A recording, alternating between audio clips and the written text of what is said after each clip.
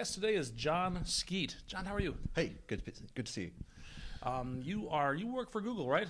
I do. I have to say at the start of all interviews like this, I work for Google, but I'm not speaking on behalf of Google. If I say something stupid, don't assume that other people in Google think that as well. You know, this is just me. Okay, we got that out of the way. That's good. Yeah. What if you say something evil? Oh no, it's don't just be not going to evil. happen. No, don't no, be it's not evil. going to happen. Fingers crossed. All right, so it's before we get started, actually, I want to talk about why you came to my attention, which is that you are the most prolific answerer on Stack Overflow. And you're very famous for this, right? Yes, it's quite a bizarre thing actually. So I started 5 and a bit years ago on Stack Overflow after it had come out of beta, so I don't have the beta badge. Anyone with the beta badge has one beaten badge me on you that don't front. have. Yeah. And I've been posting on C# and Java newsgroups for a long time. If you look at the old Microsoft C# newsgroups and Complang Java Programmer, you'll see my name there with equal numbers of posts. So it really felt very natural going into Stack Overflow, and I'd never really liked web boards, forums and things before, but Stack Overflow was clearly, it was just implemented so well. The preview for the markdown and everything. They removed a lot of the friction that's involved. Absolutely, in absolutely. It was clearly involved in just getting the right answer. Yes. So yeah, and I took off, enjoyed it right from the very start. I think I hit the rep cap on the first day. You haven't let go since. I only got into there. I was reading Sarah Chip's blog, and it mentioned it, and I had a look and looked for any mentions of my book, C# in Depth, and sort of added a couple of comments and things, answered a few questions, and I was hooked immediately. Excellent. I realized I would be addicted because I blogged that very afternoon saying, this is going to be my new addiction. It was I guess as addiction goes, there are worse ones. Absolutely. I reckon I've got quite an addictive personality. I've never done any gambling online because I know if I started, it would be really hard to stop. Like these fruity drinks here. Yeah. Lovely frou-frou cocktails. Yay. So... yeah, I figure if I'm going to be addicted to something, it should be something positive. Excellent. I think I would say that Stack Overflow is enhanced by you and a few other people that are really generating a lot of answers. I think that's true to some extent, but it's overstated in that I reckon a lot of the answers that I post generally pretty quickly after seeing a question. If I didn't post an answer, someone else probably would. Okay. Yeah, I do it Fair enough. because I enjoy it huge amounts, obviously. Yeah. But I think if you took the top 5% of posters out, a lot of the rest of the posters would cover the same kind of ground. Just a little bit slower. Yeah, a little bit slower. I would like to think that I managed to get my ideas across in a particular way. But yeah, it's just a fabulous resource that I think has transformed the lives of many developers. Agreed. I remember at the Stack Overflow Dev Days back a few years ago now, Jeff Hatwood came on stage and said if they were trying to get the search working better to spot potential duplicates for the question you're about to ask. And he said something like, we want to get this right so that you can find another person's question, not just because it's better for the site if there's one well-asked question and whatever, but also so that you don't have to wait the 20 minutes it'll take you to get an answer. It's like, wow, things have changed. Yeah, it used to be that you would post something on your newsgroup, and if you replied again saying, whoa, why has no one answered this question, within like 24 hours you were seen as being really impatient. And on Stack Overflow, if you don't get an answer within 10 minutes, it's fairly rare. And to be honest, by then, your question's going to be off the front page. Right. But usually you will have an answer within that 10 minutes. That's astonishing. It is. And now you live in the UK, but you're here in Sandusky, Ohio, of all places, because of Code Mash. Which is really cold, I have to say. Really, and yet you're here 3 years cold in a row. Yeah, this is my third year here. That's excellent. What are you speaking on this year? So much fun. So this year I'm speaking on applied API design, which sounds insanely boring. No, it doesn't. Tell me but more. It was so. This started off with a conference in Oslo, NDC, which is a fabulous conference as well. I haven't been. I do. It's brilliant. Okay. Oslo's lovely. I've never been to Oslo. Oslo. It's a fabulous conference. So I did a session with Rob Connery, and at the time, before TechPub was bought by Pluralsight, this was a TechPub unleashed or unplugged or unsomethinged. Okay. And the idea was just, we're doing raw coding. Rob gives me a challenge, I write some code. Oh, this became a TechPub course. No, I don't. I don't think it became a course. He may have done it as a video, but it was it was just an hour session of give John a task. He's done this with other people as well. Give John a task and see what happens, so that people can see how my mind works, because they apparently want to. I don't know why. And we were trying to work out what this should be, so it's not quite as impromptu as it's made to see. You have no idea what I'm going to ask you to do. No, we kicked a few things around, and I mentioned that at a previous company, I finished one project in an afternoon. I say finished it in an afternoon, as in one afternoon I finished a project that I was working on, and it was Friday at 3:00, and there's no way I'm going to start a new project at that point. And I think it was the company party that evening. So I said to my tech lead, Joe, how about just as a sort of mind-expanding thing, I see whether I can implement Tetris in an hour, a console version of Tetris. And he said, I'll go on then. So I did, and it was great fun, and I just about got a working version of Tetris. In Java? In C#. Okay. In an hour. And I thought it would be interesting to go back to that sort of experience and see what we could get done in an hour with WPF. I thought we would use WPF. We didn't actually get as far as a UI at all. It was all, well, what should it look like as a project? So I thought it would be fun to do this functionally.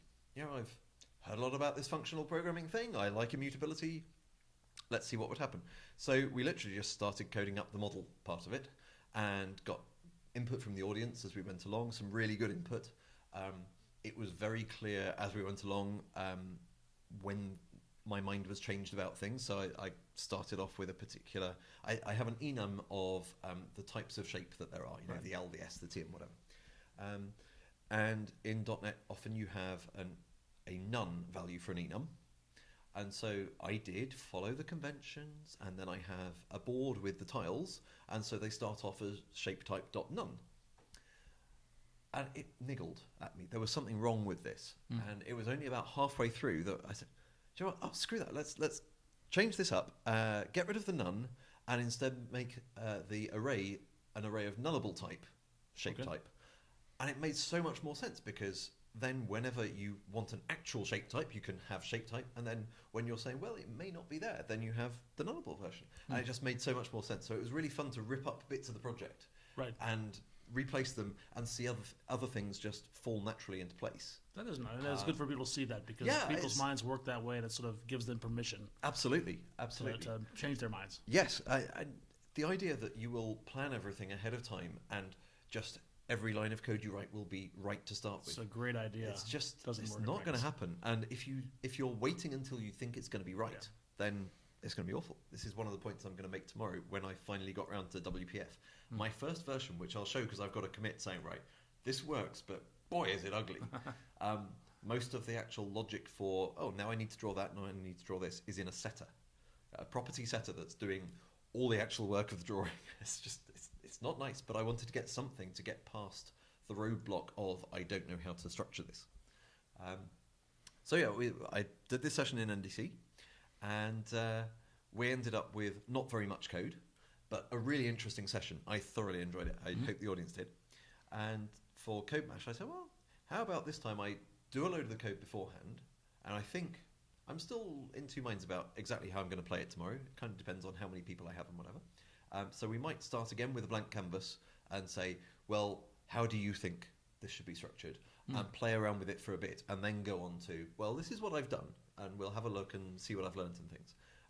But I now have the model, so one PCL, portable class library, with the model in, and that's the only thing that knows the business logic of Skeetris, which is the name of the project. Skeetris, because you're Skeet. Of course, it can't be Tetris. For copyright, trademark, whatever reasons, this is not Tetris, only Skeetris. So that's the only thing that understands the logic of this is how I turn a shape, this is what happens when I drop a shape, this is what happens if I make a line. But I now have 5 clients for this. That they're all calling the same portable class library. So all using the same PCL. So I have a WPF app. I have, thanks to your session the other day, I have a Windows Store app, which I tweeted this as I was doing it. I literally took the WPF app, copy and pasted all the code, and then just made the changes needed to compile, and it worked. I suspect in many cases it wouldn't, but with a few little tweaks, It's all XAML. it did work. It doesn't change that much. Yeah. The one bizarre bit was capturing key down on a grid, which just didn't work at all. But anyway, leaving that aside, so that all worked. So I've got WPF and Windows Store. Those are obviously pretty similar. I've got a console version, which a console version of Tetris. Yeah, as in text-based. So just just printing blocks on the screen. It's really simple. Okay. And I have email Tetris, Skeetris. So you email the server saying new game, and it emails you back the board. And then if you don't do anything for 2 minutes, it emails you back the board with the shape dropped a tiny bit. And then you can reply saying right, left, down, interesting, whatever. And I have something similar to that, but on Twitter. So I draw the board with some Unicode characters that have a quarter of a block per character. 4 blocks per character, if you see what I mean. So I can just about get that into 140 characters, a whole grid. And again, you reply and say what you want to do with the things. And so I'll be demoing all of those and looking at taking some lessons from it. So all that copy and paste, where would it make sense to then say, I've clearly got common code. Does it make sense to try to have some abstraction, or actually am I perfectly happy maintaining 2 copies of the code? What's the decision point? How do you make that determination? Well, in this case, it's really easy. I'm probably never going to touch this code again. I'm not going to extract it out. Okay. I think the thing to do is do the copy and paste and then see where the commonality is. If I'd started off, so I had the email one and I knew that the Twitter one would look like it. So the options are copy everything and get it working in, I think that took me about an hour and a half. By the time I got the Twitter API working, doing the rest was like an hour and a half. Not a lot of work. Or I could have tried to work out all the bits of commonality, having only implemented one of it, not done the Twitter bit yet, and guessed at where the seams are in that. And I'm sure I would have got it wrong, and it would have been several hours in, and I would have gone too tired, and it wouldn't be done now. So now that I've done both, I could put in the time and say, right, well, that's where I could have an interface, and everything's going to be similar, and there's another one. As it happens, I probably won't. But I'm going to get shouted at tomorrow, but saying that copy and paste isn't that bad. It's a valid way of doing things in some cases because you don't know what's coming yet. And in some cases because we're really awful as developers. We're sort of trained to find patterns. And I think we're trained too hard. I think you're right. There are 2 things that both have a bind method. They must be exactly the same, so they should have a base class. And it's like, well, no, sometimes things look a bit similar, but it doesn't mean they're actually so similar that you want to bet on them being the same. This reminds me of an experience I had when I was working on a team of 2, and I was doing the back end. I was doing the I didn't have an ORM, so I was running the data access thing. And my friend was building the front end and that was going to call this, and so I built a method to get all and get one and update the basic CRUD stuff. And I said, here, it's all done, it's all ready to go. And I said, great, where's the method to get by last name? Oh, I don't have that. So I went and wrote that. And then he said, okay, where's the method to get by company name? Oh, I don't have that. But everything asked for, I didn't have. And there were about 30% of the ones I did write that never got called. Absolutely. And I think that's kind of the same situation you're talking about. We try to plan ahead too much. And you can go to the other extreme as well. And in particular, I think you need to have a sort of mental backlog. You can keep track of it in a spreadsheet if you want, but you need to know the state of your code. Are there bits that that nag you because they're just plain wrong? And the thing I did before I implemented the Twitter one was to go back to the email code and refactor the heck out of it, because it was horrible. I was looking at this with Dustin Campbell, and there are about 25 using directives at the top, covering all kinds of stuff. There was threading, there was sending email, receiving email, drawing stuff. It's like it was doing too much. It was basically the whole thing was in one class. I had a couple of helper classes that just stored a bit of state, but everything else was in one class. It's like, well, how about I extract all the email stuff just to another class, call it email client, whatever. And that doesn't actually know anything about Skeetris. It's just fetching mails, marking them as read, and sending mails out. And it's like, right, that's nice and straightforward. And then something else that is able to render a game as an email and extract those things out. And then I was in the point where I could see which bits of them roughly would correspond to what in Twitter. So the actual fairly badly named gameserver.cs is almost exactly the same between the two.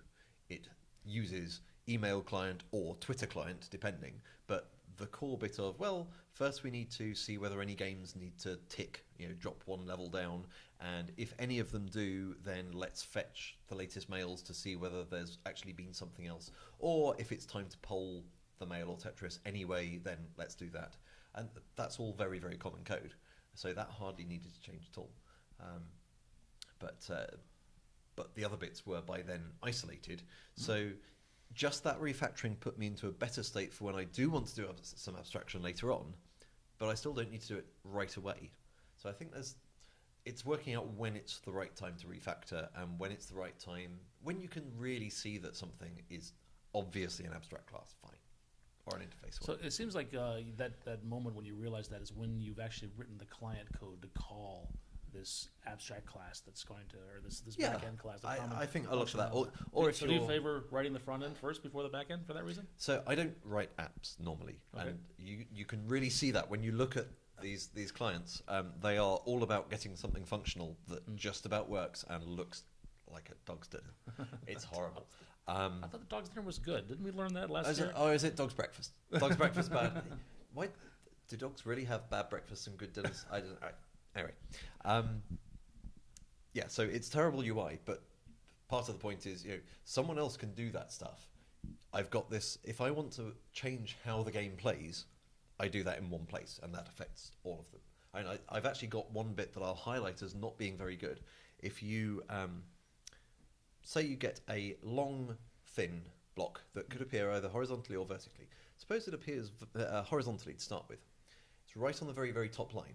Can you rotate it or not? Because you sort of want to rotate about the middle of it, but that would put part of it off the grid. Ah, I see. So at the moment, actually, quite often, you can't rotate until something's dropped down a few times. And that kind of plays a little oddly, but I'm not sure what the alternative is.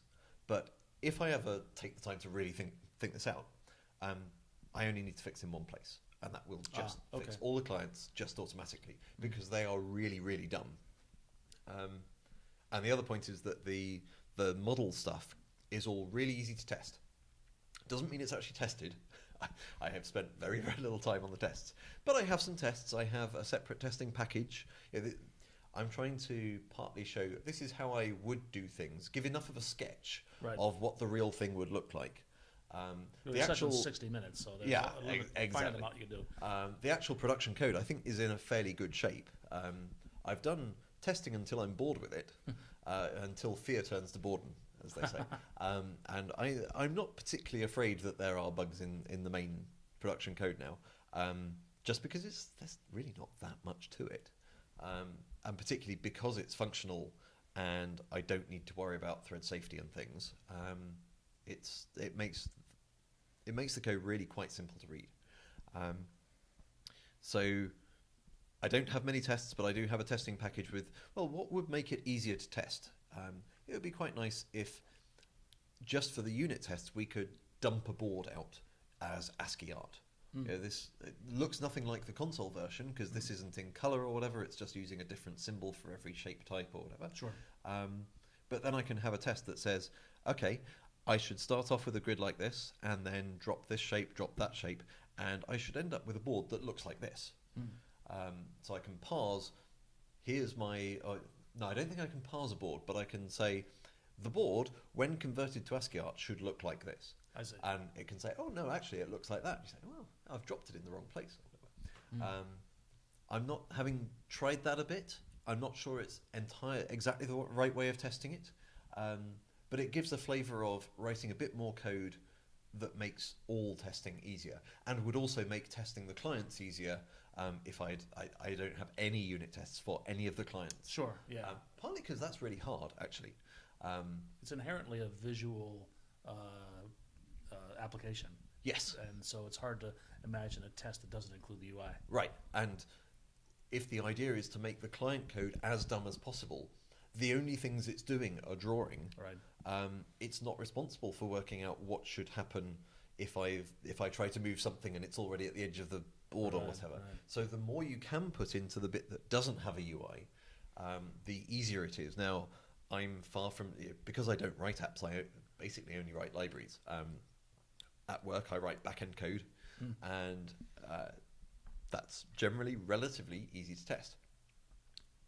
For hobbies, I write Nodatime, which is a date and time library, again, relatively straightforward to test. So I don't know all the ins and outs of how you do go about UI testing, and I'm sure smarter people than me have figured out all kinds of good ways of doing that. I just play the game. Talk to Jim Holmes. You know Right, that stuff really right. So I'm sure there are ways to do it, but I suspect that even the slickest way of doing it is still, if you can avoid having to test something, or having to test something in a difficult way by putting it into the more easily testable model code, then that's great. Yes. Anything we haven't covered we should? Just, I guess there are two other clients I want to write for this that I will probably write. Android and iOS. I haven't mentioned anything mobile. It's like, this is 2014. Use Xamarin. I do use Xamarin. So yeah, I have thoroughly enjoyed. I have exactly two bits of Apple kit, which are a Mac Mini and an iPad. And these are purely for the sake of Xamarin. It's crazy how much hardware how much I've spent on hardware just to be able to just tinker. It's not like I have any real applications coming out of this. So my current applications that I've done with Xamarin are all about Nodatime. So it was checking that. It's amazing how well it works. You start a new project and you say, I want this NuGet package, and Nodatime has a PCL version, and it just imports there, and then you just go and write the app. So I've written one app for both iOS and Android, which gives you a list of time zones, and you click on a time zone, it shows you the transitions when it goes between daylight saving time and standard time for like between 2000 and 2020. Okay, so and you've got an API for this library. Yeah. Nodatime? What is it? Nodatime. N-O-D-A? N-O-D-A, so it's like Jodatime is in Java, and Nodatime is the .NET version. Oh, I see, okay. Or at least that's So sort of where it started. You're taking what you learned from that API and applying it to something that's a little bit harder, a little bit less testable in this Skeet application. Yeah, so I will go for this, for Xamarin for that. So yeah, currently I've only got these Nodatime things, and haven't written any tests for the Xamarin part of it. Because I know so little about both Android and iOS. It's all very much just prototyping at the moment. Right. But it feels like I really ought to. It would be a waste not to write Skeet for those two. Totally a waste, absolutely. What are you going to do with that time between 9 p.m. and 5 a.m.? So yeah, you're wasting on sleeping these days. Oh, absolutely. Yeah. Sleeping is for wusses. Yeah, so that should be a lot of fun to learn from. Although, of course, I've got naturally all the other clients have an obvious input method. You know, replying to an email or a tweet or the keyboard. Well, you're on a mobile, and I thought you could swing your phone left and right and drop your phone when you want to drop the shape. I'm not sure that drop would be. Your phone. Yeah, it would be interesting to demo it once. But not so great. So I might have an on-screen little control pad or something. There you go. I think it's a little safer. Aside from anything else, just this is proof of concept stuff. But, yeah, Xamarin is a joy to use.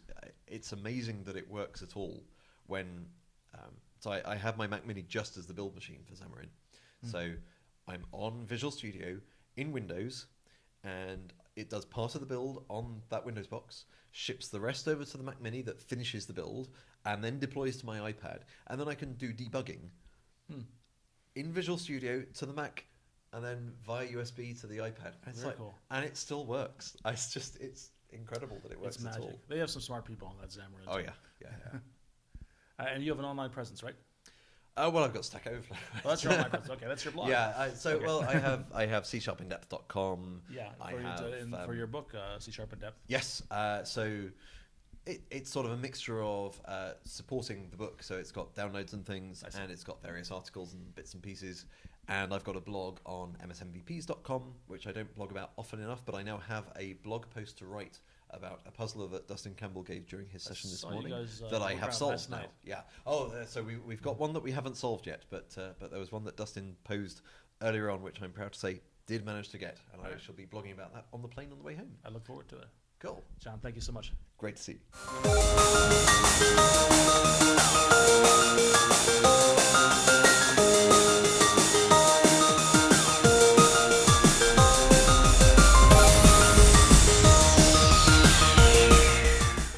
The great thing about what we do is, whether you have friends in technology or not, you can pretty much guarantee that all your friends use technology. So just think about all the lives that you can be making better right now with whatever technology you happen to build. See if your friends will use it.